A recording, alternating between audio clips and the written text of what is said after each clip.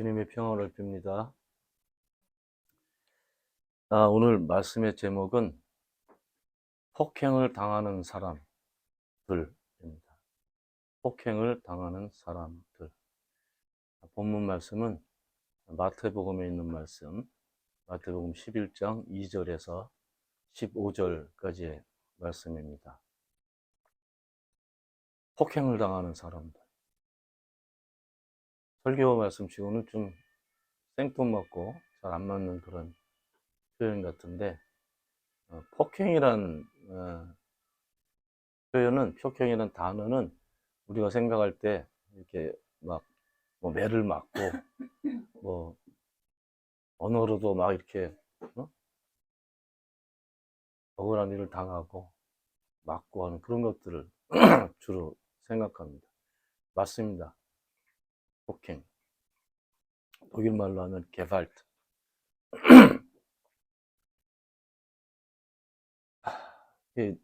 요즘은 또 희한한 일도 많이 있죠. 뭐 묻지마 폭행 이런 것도 있고, 길거리 가면서 아무런 뭐 일이 없었는데 막 폭행을 당하고 또 죽임을 당하고 뭐 희한한 일들이 많이 있습니다. 불의한 일들입니다. 다 악한 일이고 있어서는 안 될 일이고, 요즘 들어가지고 더욱더 이런 문제들이 심각하게 떠오르고 있는데, 우리나라 같은 경우도 좀 억울하고 또 이유 없이 그렇게 폭행을 당하고 죽임을 당한 그런 경우들이 여러 있었죠. 뭐 세월호 참사 문제부터 해서 요즘 또 이태원 참사 이런 것들. 누군가 특정인이 잘못한 일이 없었는데 이게 불의한 어떤 계획 때문에, 아니면 잘못된 계획 때문에 수많은 사람들이 목숨을 잃게 되는 이런 황당한 일들이 요즘 세상에서도 벌어지고 있습니다. 예전부터 많이 있었습니다. 나치 때도 그랬고, 또 우리나라 그 군사 독재 때도 그랬고, 지금은 검찰 독재라고 그러지만, 독재 시대 때는 이유가 없어. 이유가 없어. 나치들도요, 베를린 근처에 있는 조그만 반제라는 그런 지역에서 그 나치군 여러 사람이 그러니까 지도자급에 있는 그런 나치 군인들이 모여가지고 거기서 결정한 일이 있어요. 뭔지 압니까? 유럽에 있는 모든 유대인들을 다 죽이는 거였습니다. 그 결정을 하고 난 다음에 실제로 실행에 옮겼습니다. 그래서 수많은 사람들이 아무런 이유 없이 죽임을 당했습니다. 요즘 독일 정치 문제가 아주 심각한 걸 여러분들 알고 계실 텐데, 매우 심각합니다. 매우 심각합니다. 얼마 전에 독일 AfD라는 독일을 위한 정당이라는 극우 정당이 있는데, 그 정당 지도부하고 또 오스트리아 쪽에 있는 아주 극우 나치 성향에 있는 그런 조직들이 있습니다. 독일에도 퍼져 있는 그런 그쪽에 극우 자들하고, 또 이제 그쪽에 같이 이제 프로그램도 하고 기획하고 있는 그런 사람들이 모여서 비밀 회의를 했습니다. 그런데 그게 어떻게 밝혀져 가지고 아주 지금 독일이 아주 난리가 났습니다. 전 도시에서 몇만 명, 몇십만 명씩 이렇게 데모를 하고, 그 아이프라는 극우 정당을 해산시키자 하는 운동까지 일어나고 있는데, 그 사람들이 모여서 했던 회의 내용이 아주 황당합니다. 여기 독일에 살고 있는 이민자들을 재이민을 시키는 거예요. 다른 표현으로 하면 뭔가 하면 추방을 시키는 겁니다. 추방을. 사실은 여기 와서 합법적으로 살고 있는 거거든요. 뭐 영주권을 얻던 시민권을 얻던. 그렇지만 일단은 이민 왔던 사람들은 다 천천히 이렇게 추방을 시키는 그런 계획을 논의했다는 겁니다.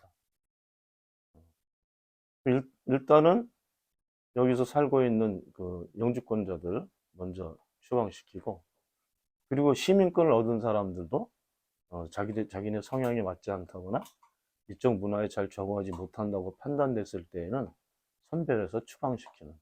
물론 이제 지금 난민들 문제도 거의 포함되어 있죠. 이런 황당한 일들이 폭행입니다, 사실. 폭행. 이런 폭행이 난무하고 있는 그런 시대에 저희들이 살고 있습니다. 오늘 말씀 내용은 세례자 요한에 대해서 예수님과 세례자 요한의 관계를 이렇게 볼 수 있는 내용으로 되어 있습니다. 세례자 요한이 감옥에 갇혔을 때 감옥 안에서 예수님이 하시는 일들을 전해 듣게 됩니다. 그래서 제자들을 시켜서 예수님에게 질문을 하게 합니다. 어떤 질문인가 하면, 오실 분이 당신이십니까? 그러니까 요한의 질문은 당신이 그리스도입니까? 이런 거였어요. 그 질문을 받은 예수님께서 오늘 본문 말씀을 보게 되면, 가서 이렇게 요한에게 알려라. 눈먼 사람이 보고 다리 저는 사람이 걸으며 나병 환자가 깨끗하게 되며 듣지 못하는 사람이 들으며 죽은 사람들이 살아나며 가난한 사람들이 복음을 듣는다. 이 그리스도가 와서 한 일이다. 이렇게 이제 예수님께서 암시적으로 말씀을 하신 겁니다. 세례자 요한이 저분이 그리스도구나. 그리고 나서 이 대답을 하고 예수님도 세례자 요한에 대해서 말씀을 하십니다. 저기 세례자 요한이 예언자였다. 올 엘리야였다. 그리고 그리스도가 오는 길을 닦는 그런 역할을 했던 사람이었다.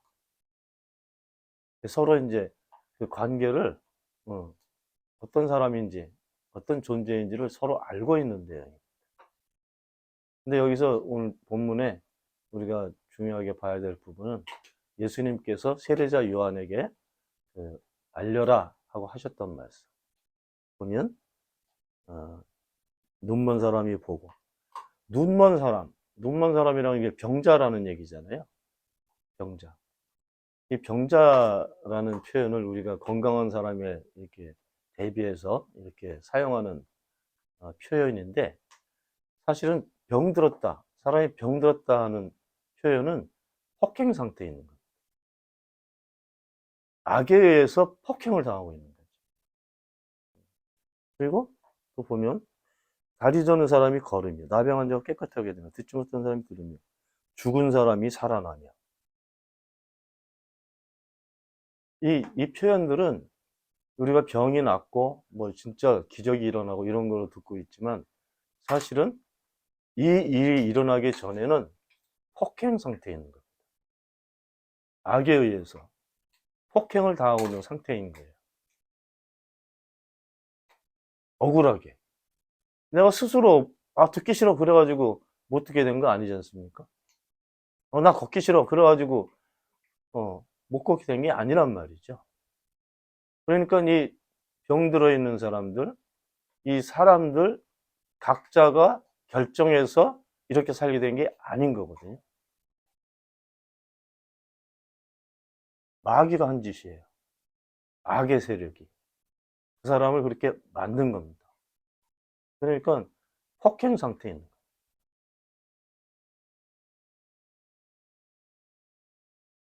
그 말씀을 쭉 하시고 난 다음에 예수님께서 이제 하나님 나라에 대해서 말씀하시는데, 세례자 요한이 이 땅에 와서 한 역할이 대단히 크다.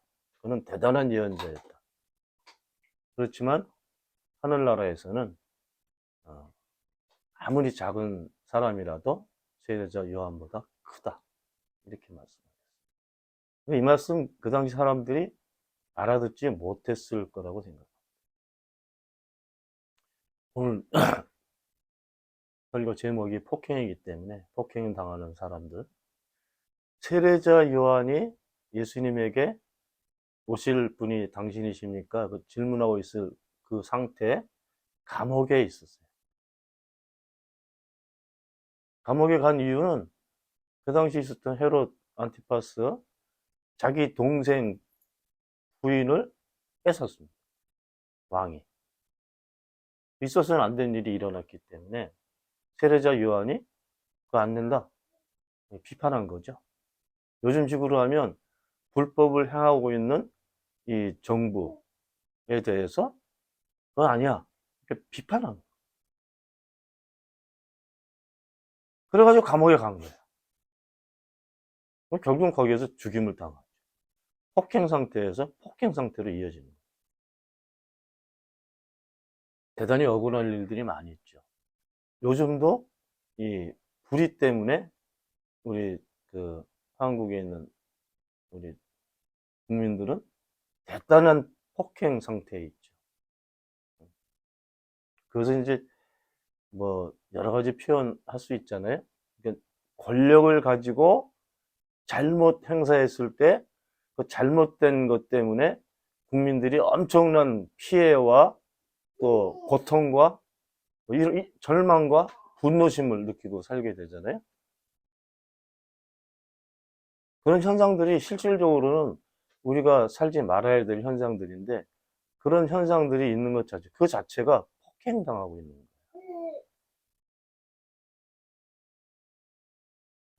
폭행을 가하는 세력들은 국가 권력을 가지고 있는 세력들, 권력을 잘못 사용하기 때문에 국민들이 폭행당하면서 불행한 삶을 살게 된다. 지금 상태가 사실 그런 상태 아닙니까? 요즘 참 아이러니컬한 부분인데, 좀 정치적인 부분이긴 한데요. 이 러시아 제국이 망했잖아요. 그래서 공산주의한테 넘어갔잖아요. 그때 당시 마지막 황제가 니콜라이 2세. 아주 정치하기 싫어했던 황제입니다. 그 당시도 또 뭐 전쟁들이 많이 있었기 때문에 국민들이 대단히 불안해하고 대단히 분노심에 차 있을 때 그 이상한 놈이 하나 나타났어요. 라스푸틴.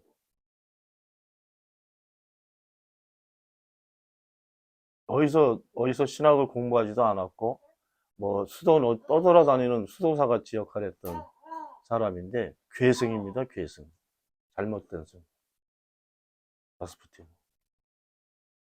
마귀가 그놈을 잡은 거야. 그래가지고 아주 온갖 희한한 일들을 막 벌이는데 모든 러시아가 다 라스푸틴한테 넘어갑니다. 뭐 황제 집안도 넘어가.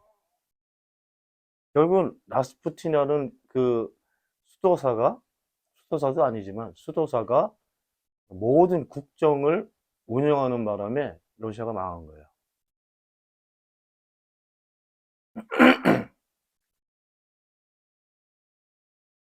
40년 전에 박정희라는 사람이 대통령으로 있을 때 똑같은 현상이 있었습니다. 나중에 그 박정희 딸 박근혜가 다시 대통령이 됐잖아요. 그 주변에서 만든 거지. 그때까지 그 국정 논란 같은 것들이 계속 이어져 있었어요. 박정희 때는 박근혜한테 접근했던 그 가짜 목사가 있었습니다. 최태민. 그때 사이비 종교 영세교라는 교단의 교주였는데 갑자기 박근혜를 찾아왔어요. 그래가지고 내가 너의 엄마 목소리를 들었다. 그 내용을 박근혜한테 전해주고 박근혜가 그냥 몇 시간 동안 울었대잖아요. 그리고 나서 최태민하고 관계가 이어집니다. 그 관계가 어디까지였었냐면 이 박근혜를 통해서 큰 일들을 많이 했어요. 박정희가 무슨 새마을 운동도 하고 새마을 마을. 근데 그 최태민이 박근혜가 하고 있는 그 일에 2인자로 들어가서 앉습니다. 그래가지고 뭐 구국을 위한 무슨 사업을 한다 그러면서 재벌들 회사들 찾아다니면서 돈 갈취하고 재단을 운영하고 박근혜는 최태민 말만 듣고 그래서 정부에서 중앙정보부에서 김재규가 그 최태민 떼어내려고 박정희한테 건의했는데 안 됐어요. 최태민 내보내려고 했더니 박근혜가 맨날 며칠 방에 문고리 담그고 안 나왔대잖아요.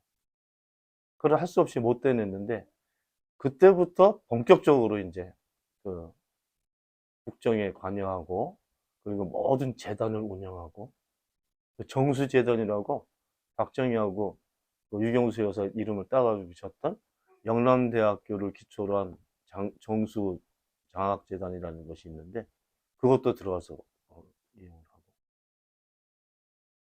나중에 박근혜가 국정농단으로 넘어가는데, 그때 최순실이라는 최태민의 딸이 어릴 때부터 같이 생활했다가 나중에 청와대로 들어옵니다. 청와대 비밀통로로 왔다 갔다 하면서 본격적으로 국정을 운영하게 됩니다. 예를 들면 연설문을 써도 연설문 쓴 걸 최순실이 이렇게 수정을 해서 수정한 대로 박근혜가 읽고, 모든 인사 결정하는 것도 다 최순실이 하고. 나중에 그게 걸려가지고 또 재벌들 불러다가 돈 뜯고, 모든 한국의 스포츠 사업 관련한다고 그러면서 재벌들한테 돈 기부받다는 게 삥쳤다는 거예요. 뺏었다는 얘기죠. 그런 일을 하다가 결국 걸려서 감옥에 가고, 박근혜는 탄핵당하고 이렇게 됐죠. 아이러니컬하게 지금도 똑같은 그런 현상이 벌어지고 있는데, 한국 대통령이 자기가 국정을 운영하지 못해요. 부인이 하고, 그 부인은 천공이라는 이상한 중환대 매여가지고 그 사람 하는 말을 들으면서 국정을 운영하고 있습니다. 지금 이 폭로됐어요. 그리고 실제로 이 천공이라는 놈이 국절 글도 못 읽는 놈인데, 자기가 그 용산에 이 대통령실이 가기 전에 그 반대편에 5층에다가 이 귀신 숫자에 5가 5방 할 때 거기에 사무실을 얻어서 미리 들어가 앉아서 대통령 만드는 작업을 했다고 자기 입으로 실토를 해요.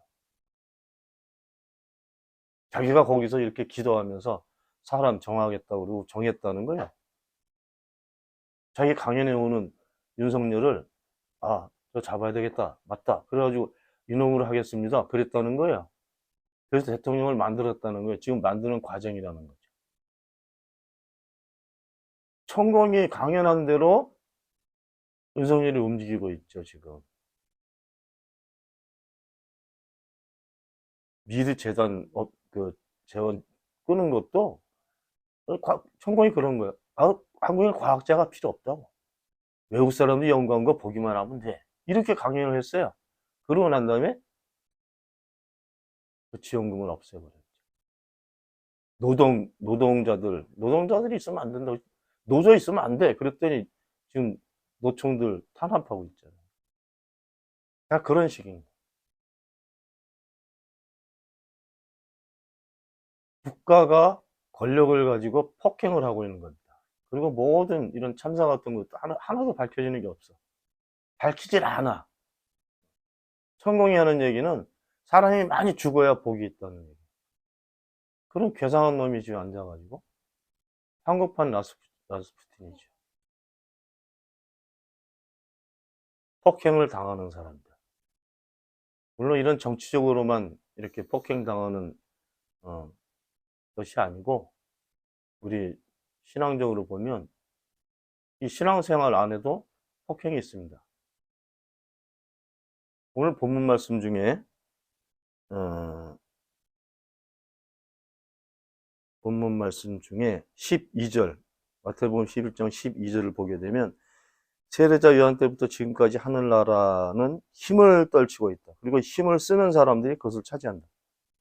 이거 잘못 이해하면요, 이걸 능력으로 볼 수 있어요. 능력이 아니고 고난입니다. 폭행.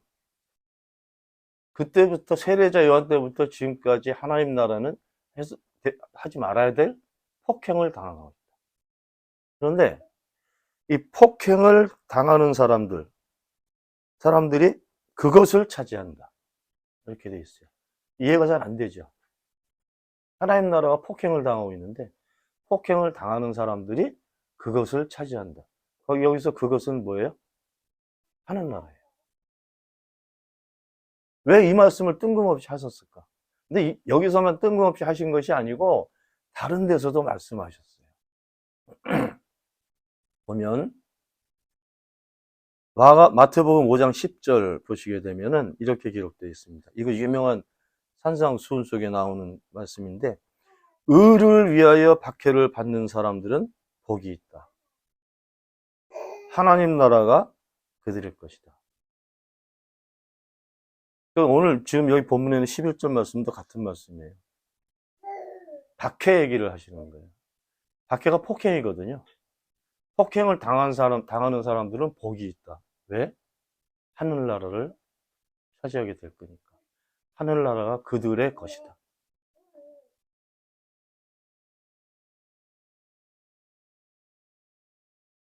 의라는 개념은요, 이 착한 것, 이런 거하고 좀 다른 거예요. 그러니까 의롭게 산다라는 표현은, 아, 착하게 산다. 이렇게 하는 건 좀 다른 거예요.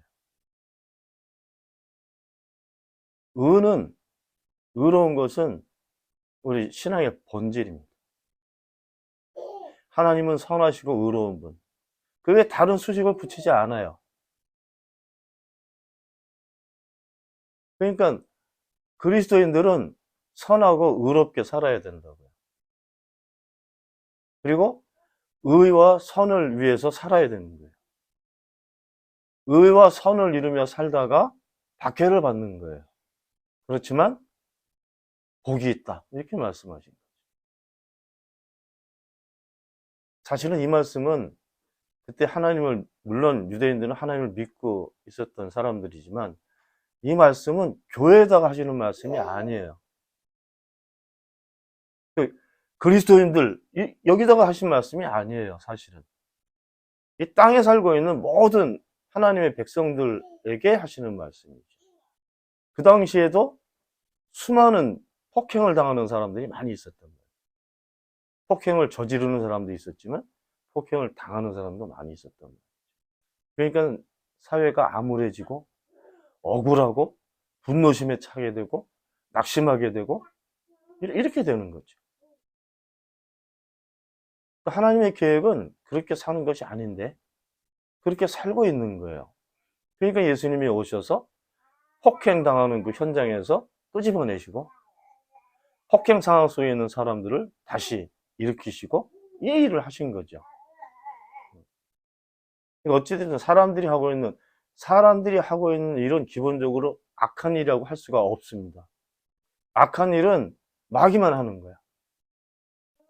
그 악한 일에, 악한 계획에 폭행을 당하고 있는 거지, 사람들은.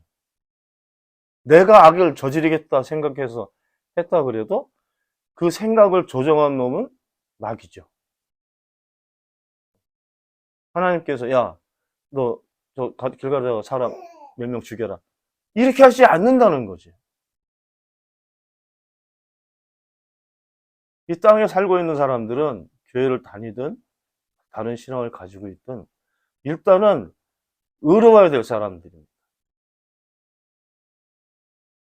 근데 막이 꿰매 넘어갔든지 아니면 판단을 잘못했든지 해가지고 이 악에 의해서 폭행을 당하게 되면 스스로가 폭행을 당하든 다른 사람이 당하든 그렇게 되면 사람들의 삶은 불행해지는 거예요.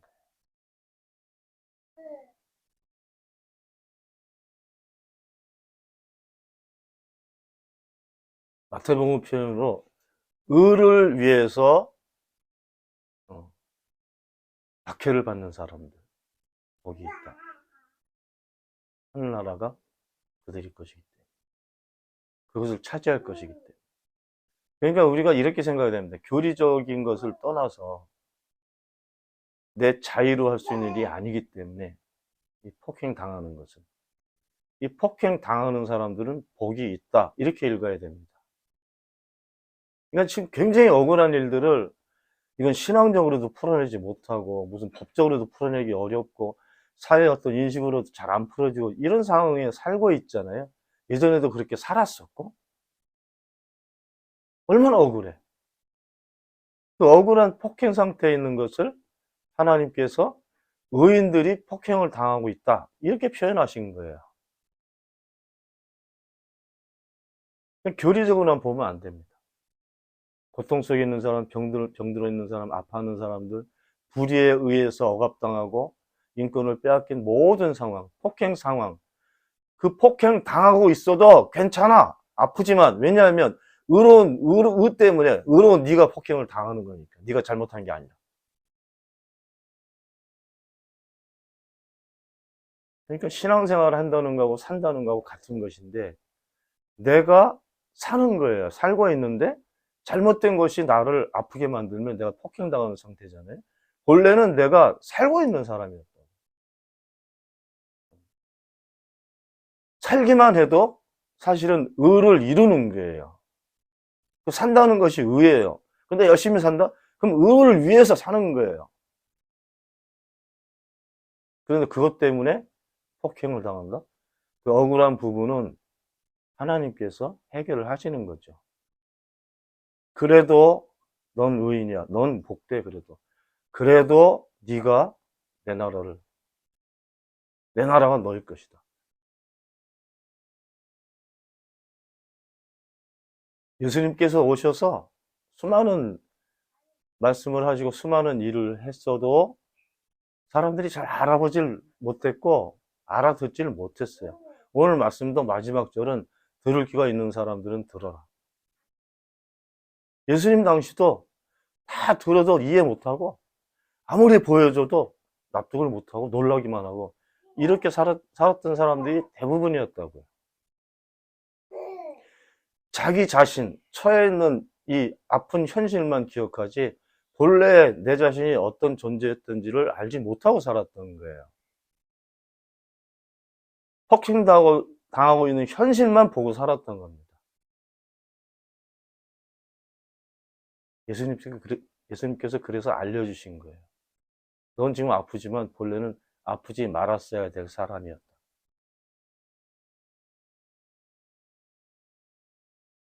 끊임없이 악의 세력들은 계획을 해서 사람들을 폭행할 것입니다. 그렇지만 그 악의 계획은 이루어지지 않아요.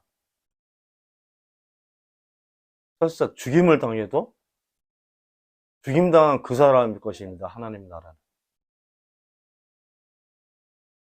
언제나 어디서나 살 수 있는 존재들이 우리인데 이 불행한 현실에 살고 있는 것은 잠깐일 수 있어요. 그렇지만 이것에 대해서 폭행당하고 있는 것에 대해서 거부하고 또 내가 살기 위해서 애쓰고 그런 표현이 의를 위하는 겁니다. 그렇게 살 때 그것이 그 사람들의 것이다. 좀 화가 나는 거는요. 폭행당하는 현실 속에서 교회가 아무런 역할을 하지 못해요.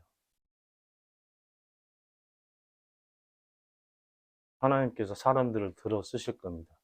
천공 같은 놈 말고 의를 지키기 위한 사람들, 의를 위해서 사는 사람들을 하나님께서 세우실 거예요. 그건 이 신앙의 역사 안에서 매번 반복되는 일입니다. 그래서 의를 지켜내시고 의를 방해하는 이 악한 계획들을 언제나 끊어내실 거예요. 우리는 그것을 위해서 기도해야 되고 그것을 위해서 살아야 됩니다. 여러분들의 삶이 폭행 현장에 있어도 의를 위해서 하는 사람들 여러분들이 되기를 바랍니다. 기도합시다. 하나님, 어쩌면 저희들 개개인은 힘이 없습니다. 그렇지만 하나님은 큰 권능을 가지고 계신 분입니다. 저희들의 사는 삶의 현장이 정말 억울하고 분하고 아프고 고통스러운 그런 현장이라 그래도 주님께서 그런 저희들을 보고 계시고 저희들을 위한 저희들이 온전한 의의 모습으로 살 수 있는 그런 세상을 만드시기 위해서 이 역사 속에서 많은 일들을 일으키셨는데 지금도 그럴 때가 아닌가 싶습니다. 도와주시고 하나님의 선하고 의로운 계획이 이 땅의 모든 사람들의 삶 속에서 드러날 수 있도록 도와주시기를 바랍니다. 우리 주 예수 그리스도 이름으로 기도하옵나이다. 아멘.